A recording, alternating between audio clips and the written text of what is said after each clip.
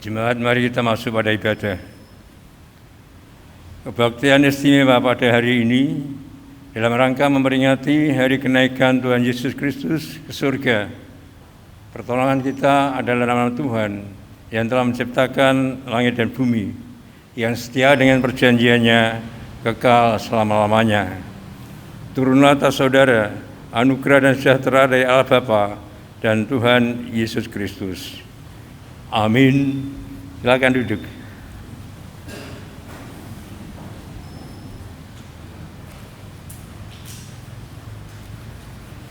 Jemaat yang dikasihi oleh Tuhan Yesus Kristus, sesuai dengan kesaksian dalam Alkitab, bahwa setelah Tuhan Yesus menampakkan diri pada para murid dan orang banyak selama 40 hari, Tuhan Yesus naik ke surga. Salah satu kesaksian akan saya baca dalam kitab Kisah Para Rasul pasal 1 ayat 6 dan seterusnya. Maka bertanya mereka yang berkumpul di situ, Tuhan, maukah engkau pada masa ini memulihkan kerajaan bagi Israel? Jawabnya, engkau tidak perlu mengetahui masa dan waktu yang ditetapkan Bapa sendiri menurut kuasanya. Tetapi kamu akan menerima kuasa kalau Roh Kudus turun ke atas kamu, dan kamu akan menjadi saksiku di Yerusalem dan di seluruh Yudea dan Samaria dan sampai ke ujung bumi. Sesudah ia mengatakan demikian, terangkatlah ia disaksikan oleh mereka, dan awan menutupinya dari pandangan mereka. Demikian salah satu kesaksian yang ditulis oleh Lukas dalam kitab Kisah Para Rasul. Sebagai not intro itu saya ambil dari kitab Kolose pasal 2 ayat 6 dan ayat 7. Kamu telah menerima Kristus Yesus Tuhan kita. Karena itu hendaklah hidupmu tetap dalam Dia, hendaklah kamu berakar di dalam Dia dan dibangun di atas Dia, hendaklah kamu bertambah teguh dalam iman yang telah diajarkan kepadamu, dan hendaklah hatimu melimpah dengan syukur. Mari kita memuji nama Tuhan dari Kidung Jemaat nomor 242, bait 3 dan 4.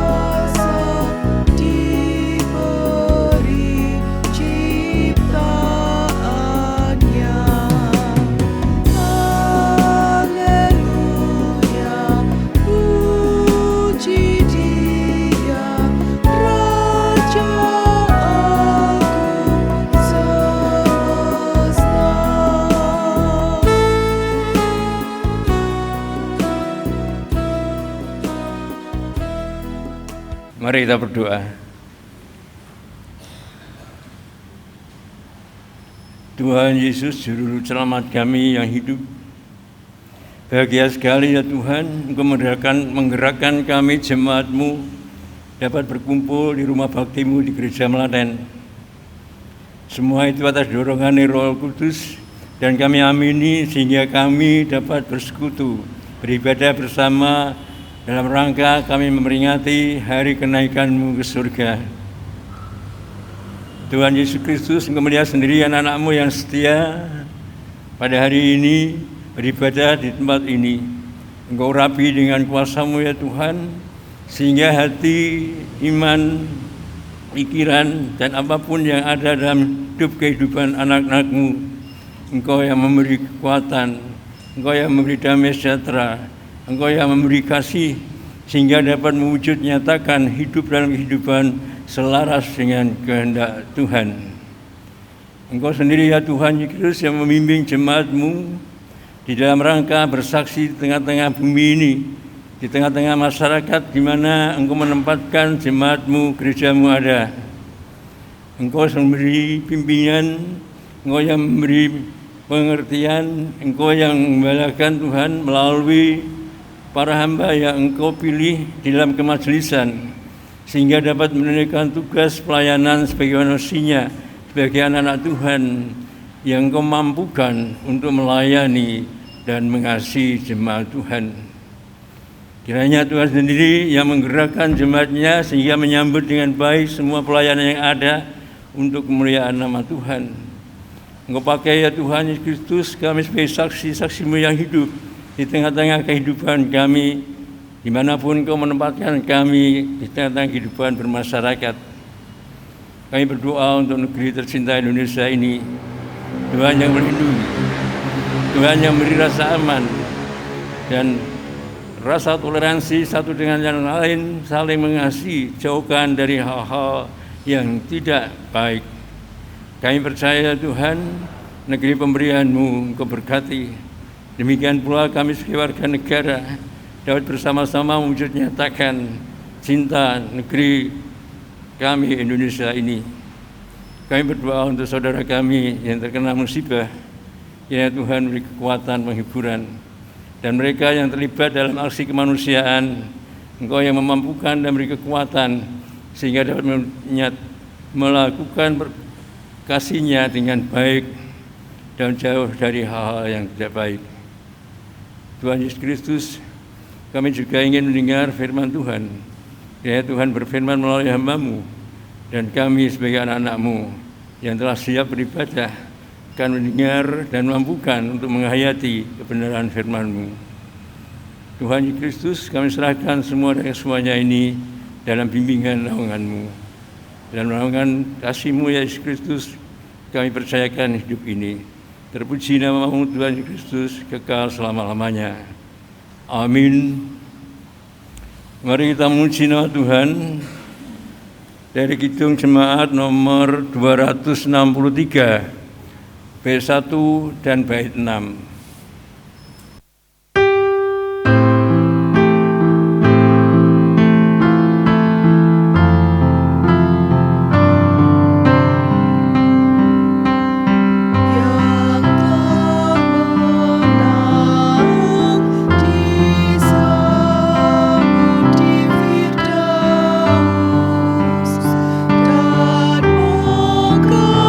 Buah pohon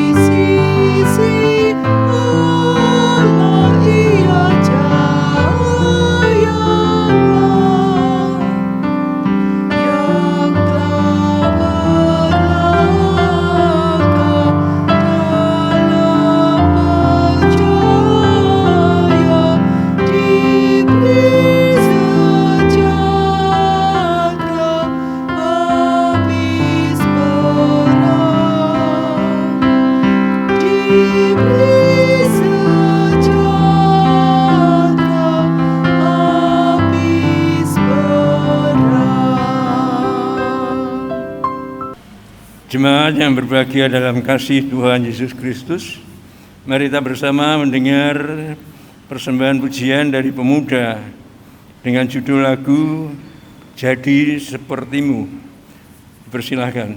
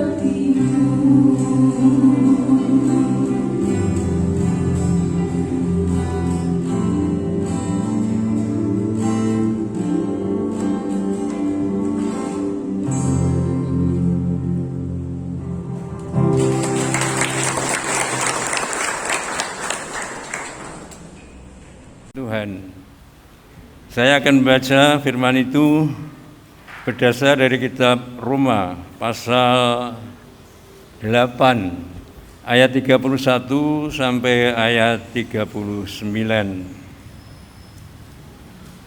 Temanya adalah keyakinan iman.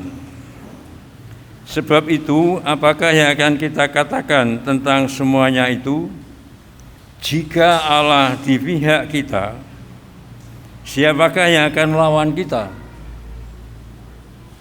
Ia yang telah menyayangkan anaknya sendiri, tetapi yang menyerahkannya bagi kita semua. Bagaimanakah mungkin Ia tidak mengaruniakan segala sesuatu kepada kita bersama-sama dengan Dia? Siapakah yang akan menggugat orang-orang pilihan Allah? Allah yang membenarkan mereka. Siapakah yang akan menghukum mereka?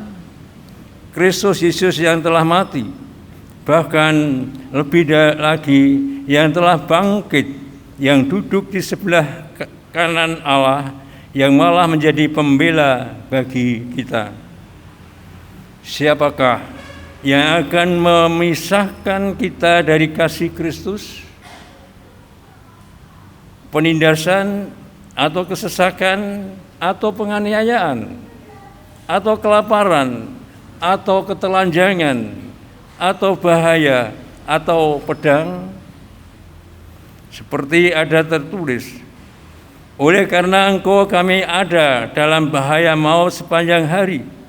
Kami telah dianggap sebagai domba-domba sembelihan. Tetapi dalam semuanya itu kita lebih daripada orang-orang yang menang oleh Dia yang telah mengasihi kita. Sebab aku yakin bahwa baik maut maupun hidup, baik malaikat-malaikat maupun pemerintah-pemerintah, baik yang ada sekarang maupun yang akan datang, atau kuasa-kuasa baik yang di atas maupun yang di bawah, ataupun sesuatu makhluk lain, tidak akan dapat memisahkan kita dari kasih Allah yang ada dalam Kristus Yesus Tuhan kita. Berbahagia setiap orang yang mendengar firman Tuhan, memeliharanya dan melakukannya. Saudaraku yang dikasihi oleh Tuhan Yesus Kristus, itulah syair yang indah yang dikemukakan oleh Rasul Paulus dalam tulisannya dalam surat di Roma. Jemaat, hidup itu memang penuh perjuangan. Pengalaman hidup, kehidupan hari lepas hari, semua penuh perjuangan. Seperti yang kita lakukan tadi, 263 bait yang telah berlaga dalam percaya diberinya sejahtera, habis perang diberinya sejahtera, habis perang, habis berjuang di gelanggang dunia dan seterusnya. Hidup memang perjuangan. Dan yang menang itulah yang mendapatkan sesuatu yang indah dalam hidup ini. Tadi saya mendengarkan pujian Jadi Sepertimu. Ada suatu perjuangan dalam telingaku antara syair yang disuarakan dengan suara pengiring.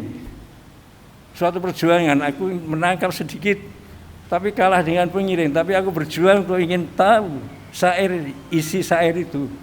Itulah perjuangan di dalam menerima sesuatu. Saudaraku yang dikasihi oleh Tuhan Yesus Kristus, Rasul Paulus juga mengalami dalam hidupnya suatu perjuangan yang indah sekali, yang dirasakan baik suka maupun duka, diterima dengan penuh sukacita, baik itu suka maupun baik itu duka. Kalau kita meneliti kembali sejarah tentang kehidupan Rasul Paulus secara singkat, terdapat dalam kitab Kisah Para Rasul. Ia semula membenci Yesus Kristus. Waktu masih sekolah teologi, ia dari suku Benyamin, keturunan dari kelompok Yahudi, dari kelompok Farisi. Ia sekolah teologi, mempelajari hukum Taurat, mempelajari tentang Allah dan sebagainya.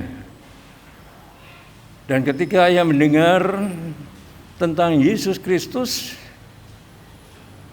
ia berpikir dengan hasil teologi yang diterimanya, kok orang ini berani mengatakan sebagai Mesias, sebagai Mesias utusan Allah. Dan di dalam perbuatan sehari-hari, dalam pengajaran Yesus, banyak hukum-hukum Taurat yang dilanggar. Misalnya pada hari Sabat tidak boleh bekerja, tapi Yesus melakukan hal-hal yang tidak cocok dengan hukum Taurat.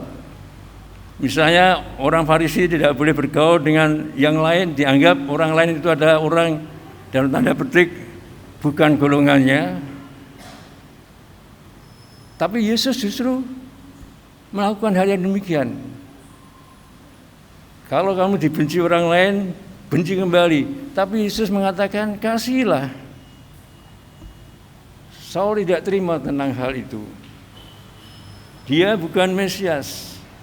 Memang benar saudaraku, Yesus itu unik. Kalau dipikir secara nalar, ia lahir tanpa bapa dari Bunda Maria melalui Roh Kudus.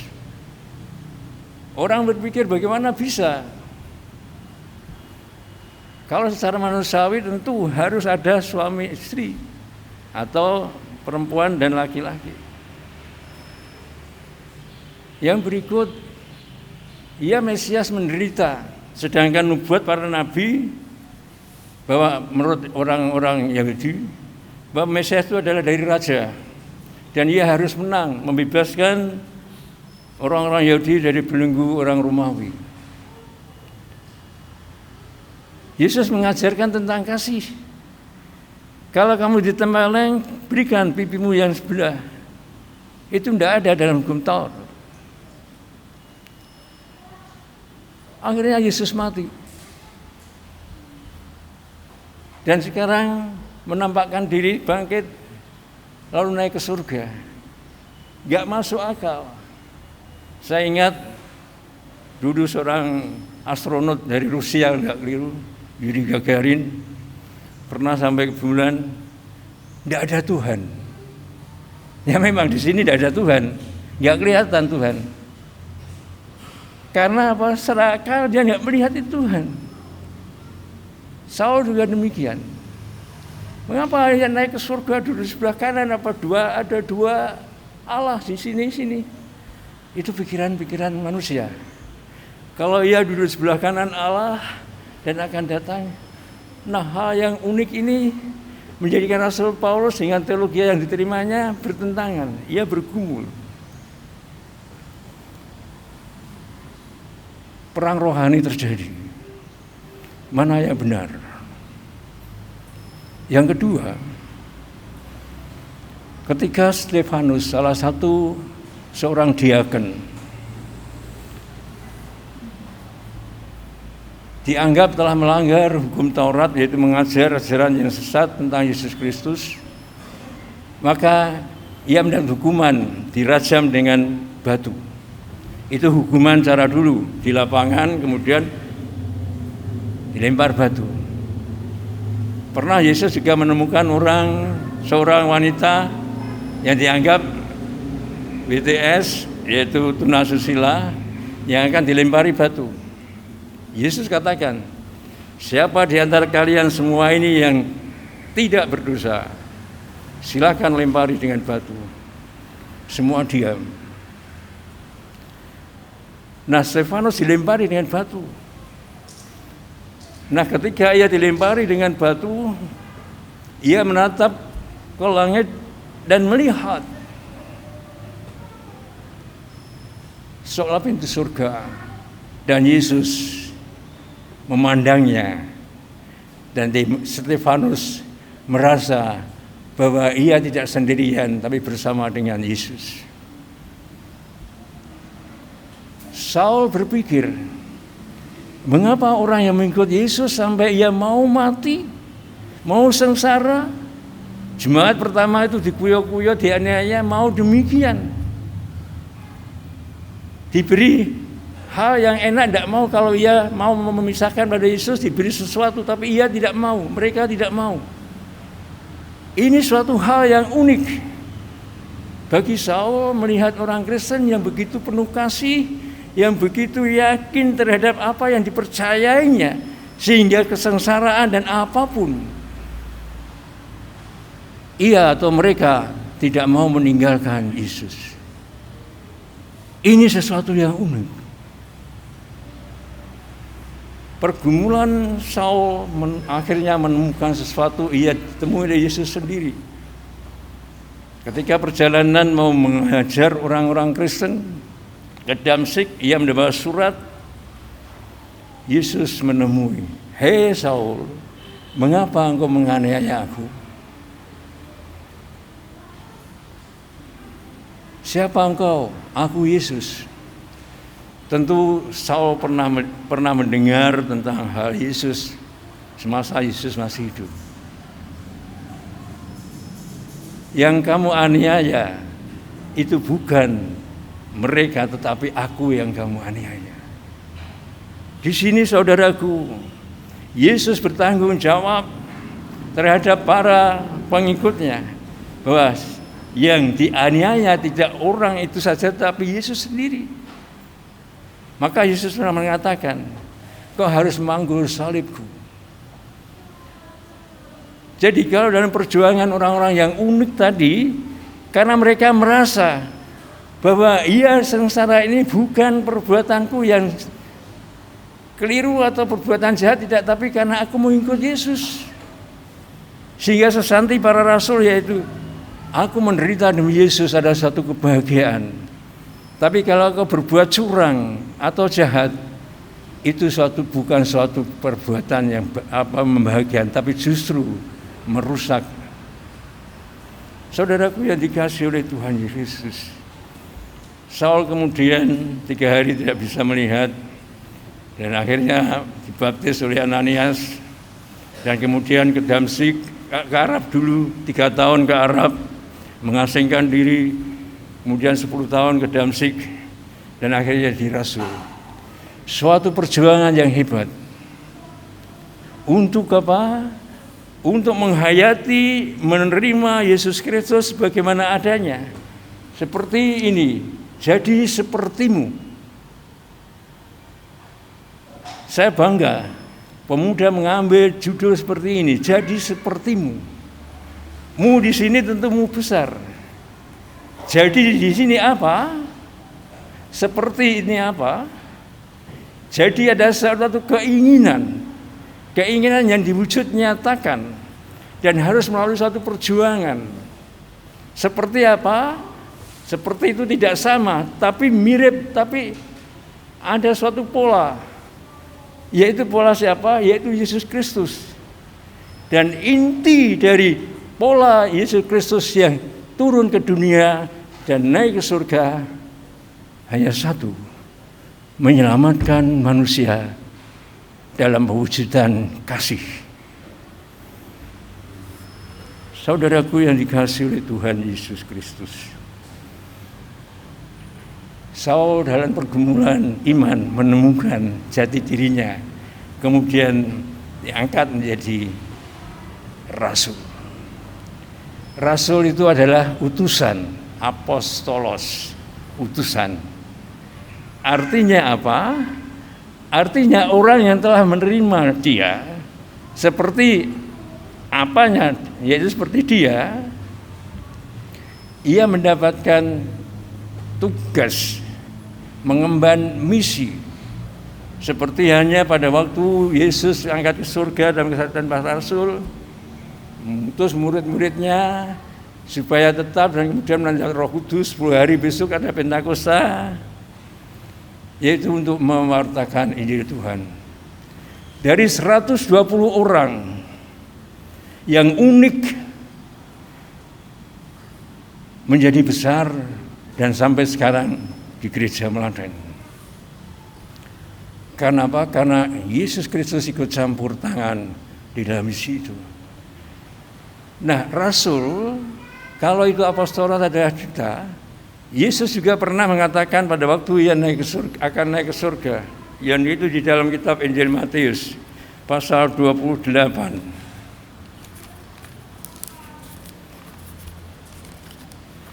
Matius pasal 28. Yesus mendekati mereka dan berkata, ayat 18, "Kepadaku telah diberikan segala kuasa di surga dan di bumi.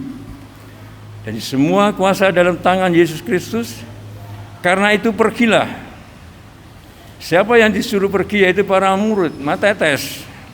Jadikanlah semua bangsa muridku dan baptislah mereka dalam namaku, nama Bapa dan Anak dan Roh Kudus. Dan ajarlah mereka melakukan segala sesuatu yang telah kuperintahkan kepadamu. Dan ketahuilah, aku menyertai kamu senantiasa sampai selama-lamanya." Itu misi apostolos. Nah, apostolos apa hanya 12 atau dengan rasul atau lain? Tidak. Semua yang mengikuti Yesus Kristus mendapatkan misi ini. Sehingga saudara dan saya dalam tanda petik adalah apostolos, yaitu duta dari Yesus Kristus. Untuk apa? Untuk mengajarkan, berbuat seperti Dia, yaitu menyelamatkan dalam kasih. Nah, di sini ada suatu perjuangan. Rasul Paulus juga mengalami sebagai seorang rasul, mewartakan Injil, juga mendapatkan suatu tantangan. Ia pernah dianiaya, dihukum, diancam mati dan sebagainya, kelaparan, mengalami kapal kandas dan sebagainya. Saudara baca dalam kitab Kisah Para Rasul pasal 1 sampai dengan 28. Nah, pengalaman-pengalaman hidup yang demikian, termasuk pengalaman pribadi Rasul Paulus sendiri, yang sampai dengan meninggalnya, ia masih tetap mengalami sakit yang parah dalam tanda petik. Ada yang mengatakan yaitu semacam kanker, ada yang mengatakan hal yang lain. Tapi yang dirasakan adalah ada duri di dalam tubuhku, yaitu ada sakit yang ada di dalam tubuhku. Dan ia minta pada Tuhan, lepaskan ya Tuhan sakit ini. Kalau sakit ini lepas, aku akan lebih mantap dan berjuang dalam mengabarkan Injil karena sehat.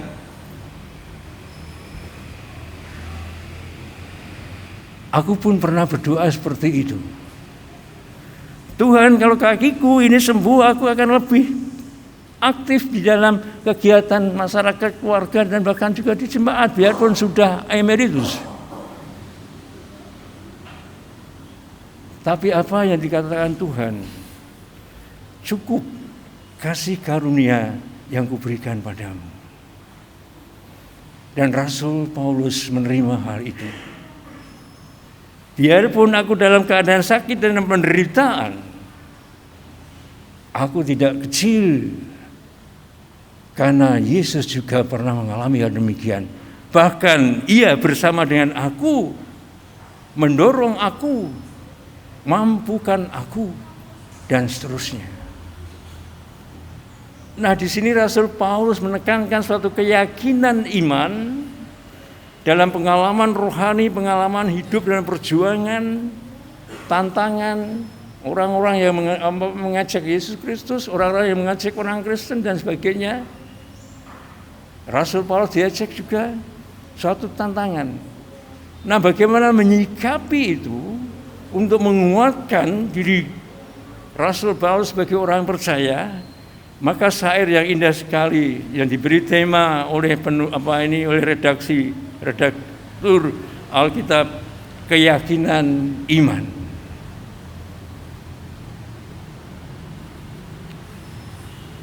Jemaat, saya mencoba membaca dalam Kamus Indonesia keyakinan dan iman.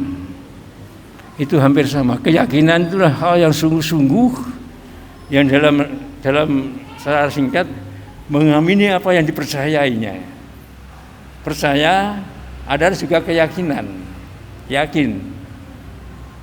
Tapi dalam bahasa Yunani, iman, pistis, itu ada kaitannya pistos.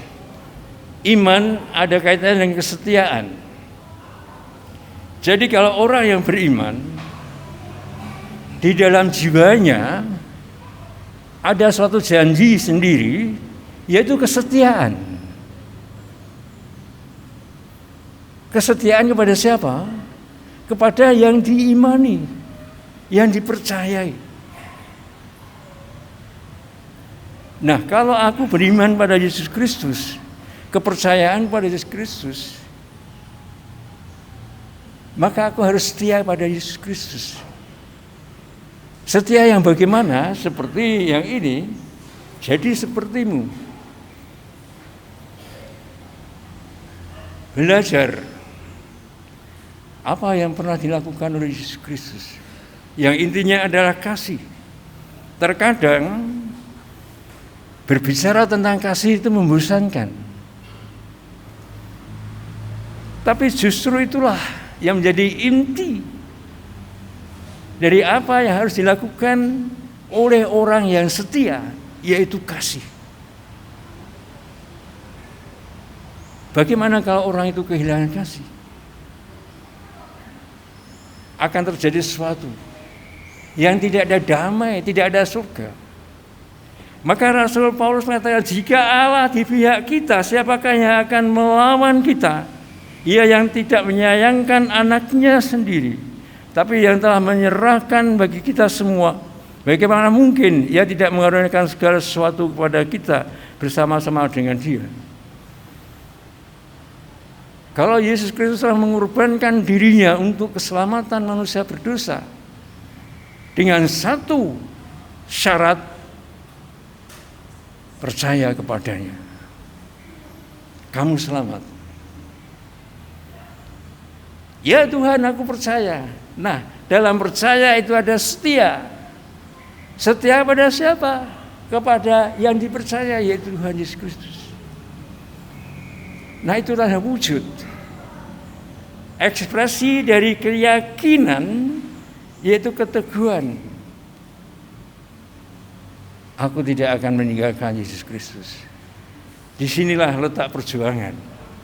Perjuangan hidup, perjuangan kehidupan, perjuangan dan tantangan di dalam hidup hari lepas hari.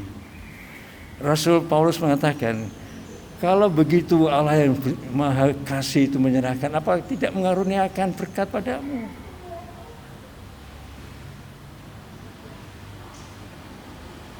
Kalau orang telah dikasih oleh Yesus Kristus, telah diselamatkan oleh Yesus Kristus, apakah engkau tidak mengasihi aku?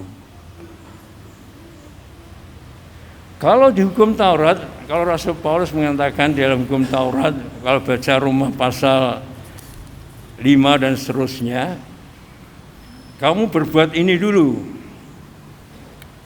A sampai Z, syarat-syarat yang ada ini, kamu baru selamat. 10 hukum Taurat kamu tepati,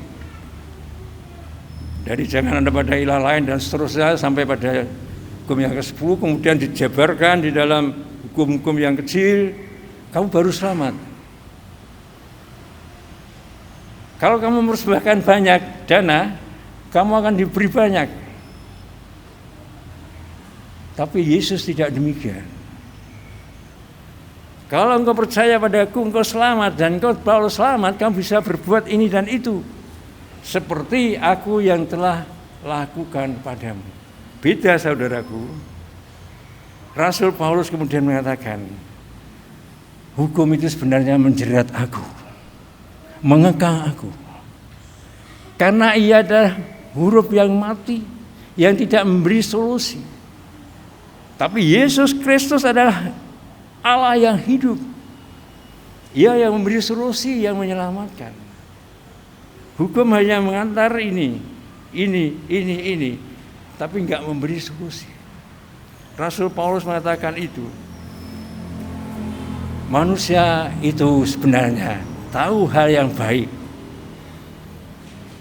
tapi hatinya yang mendorong ia tidak melakukan yang baik.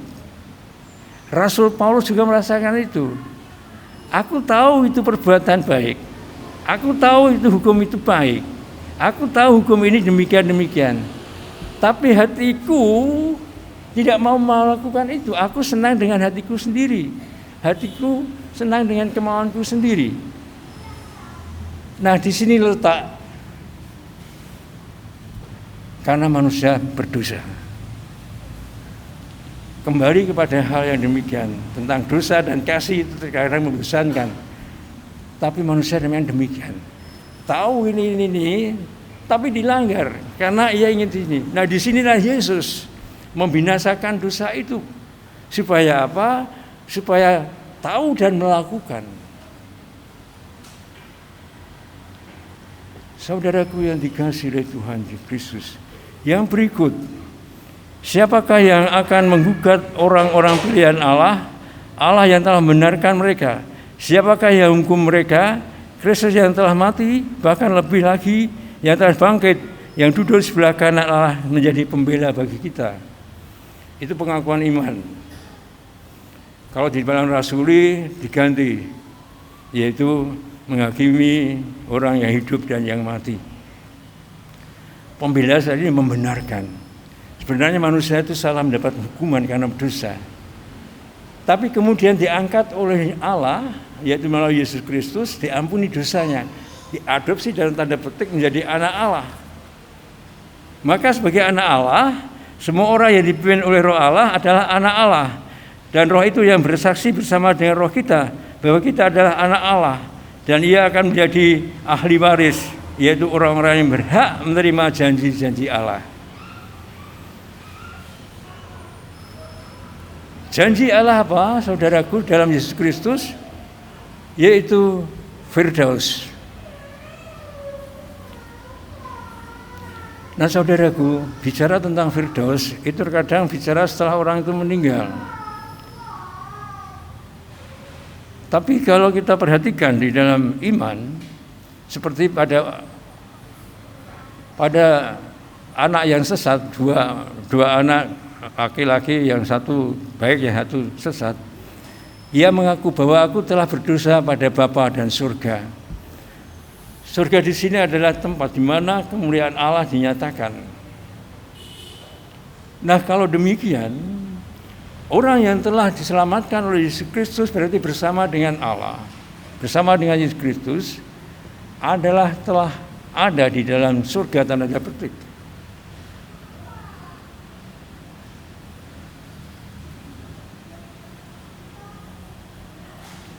Tapi yang berikut juga nanti ada tempat surga itu setelah orang yang kematian.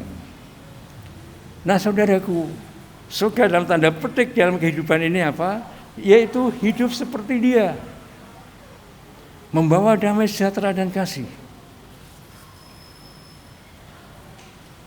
Nah, mungkin dalam celetukan kalau orang mendapatkan sesuatu yang indah, waduh, seperti hidup dalam surga, yaitu ada suatu kedamaian, ketentraman, dan itulah yang dikehendaki oleh Tuhan. Dalam kehidupan Yesus Kristus, kehidupan damai sejahtera, ada surga. Nah, itu dirasakan karena apa? Surga adalah milik Allah, di mana Allah berada. Kalau saya dan saudara mengaku percaya pada Yesus Kristus, berarti ada di dalam surga, dalam tanda petik. Nah, Yesus menjanjikan pula, aku akan kembali ke surga, ke rumah Bapa, dan aku menyediakan tempat di situ. Nah, janji Tuhan Yesus apa dalam pembelaan itu? Yaitu diberi tempat. Maka bagi saya dan saudara tidak lagi mencari surga, tapi berbuat sebagaimana yang dikehendaki Allah supaya surga dalam tanda petik, kehidupan surgawi itu nampak di dalam kehidupan kita. Nah, di sinilah perjuangan. Karena apa? Antara kehidupan ini detik demi detik ada menghadapi suatu perjuangan sampai nanti dipanggil oleh Bapa dan diberi tempat di surga. Nah, di sini ada perjuangan terus. Ada ayat mengatakan yang telah menang ada tempatnya di surga. Apakah mungkin orang Kristen tergelincir? Pada saat titik terakhir ia tergelincir, kemungkinan terjadi. Kalau apa? Kalau keyakinan imannya meleset dari kesetiaan yang ada. Maka apa yang dikatakan Rasul Paulus?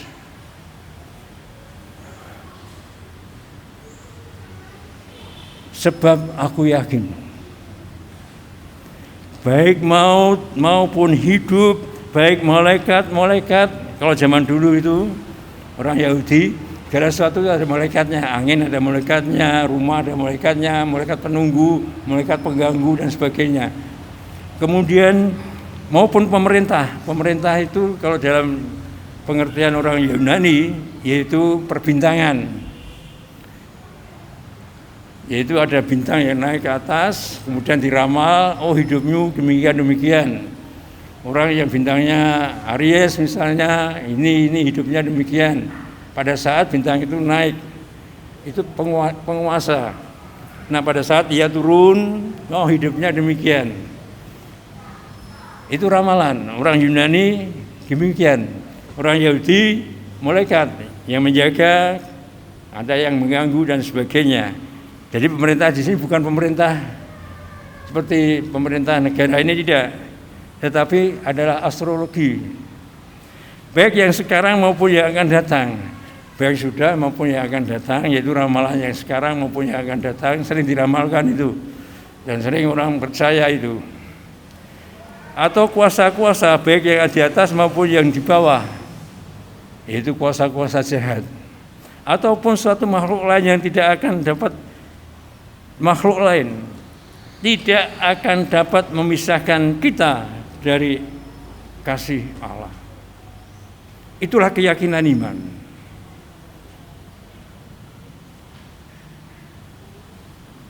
Apakah itu hanya untuk Rasul Paulus? Tidak. Tapi bagi orang percaya, termasuk aku dan saudara. Keyakinan iman harus meresap di dalam hati ini. Sehingga di dalam kancah perjuangan hidup yang aku tidak tahu bagaimana nanti,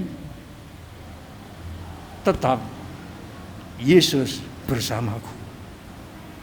Keyakinan iman membutuhkan kesetiaan. Kesetiaan membutuhkan suatu perjuangan. Perjuangan harus dilandasi dengan keyakinan dan kesetiaan bahwa Immanuel, Tuhan bersama kita. Saudaraku yang dikasihi oleh Tuhan Yesus Kristus, biarlah dalam rangka kita memperingati kenaikan Tuhan Yesus ke surga, kita tidak tahu kapan akan pulang ke rumah Bapa. Aku sendiri juga tidak tahu kapan itu. Tapi puji syukur masih diberi kesempatan oleh Allah Bapa dalam Yesus Kristus untuk membawa misinya. Misi yang agung dalam tanda petik sebagai rasul utusan Allah, yaitu membawa kehidupan surgawi di dalam kehidupan ini. Memang ada perjuangan dalam hidup, tapi percaya dan yakinlah sebagaimana Tuhan Yesus sendiri dengan penuh setia mentaati apa yang dikehendaki oleh Allah Bapa, sampai ia mau disalib dan bangkit dan naik ke surga dan mendapat kemuliaan. Demikian pula seperti apa yang dikehendaki oleh Tuhan. Ikutlah aku dan panggillah salib dan ikutlah aku. Tidak pernah Yesus mengatakan, ayo berdebat dengan aku. Tapi Yesus selalu mengatakan, ikutlah aku. Dengan pengertian demikian, Saya dan saudara sebagai misionaris, yaitu sebagai Rasul Kristus, mengikut Yesus berarti mewujud nyatakan dalam tanda petik kehidupan surgawi di dalam kehidupan ini. Tetap berjuang, Kristus bersama kita. Sampai jumpa di rumah Bapa yang kekal. Amin.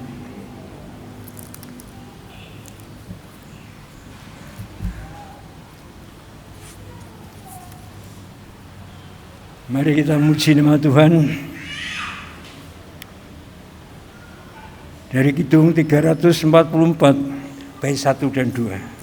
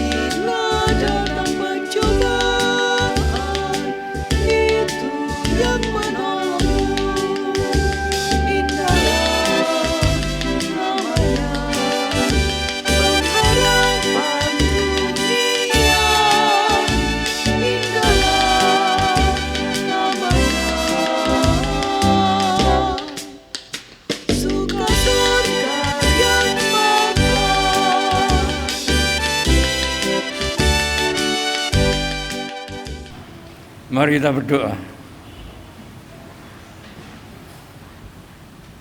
Tuhan Yesus Kristus,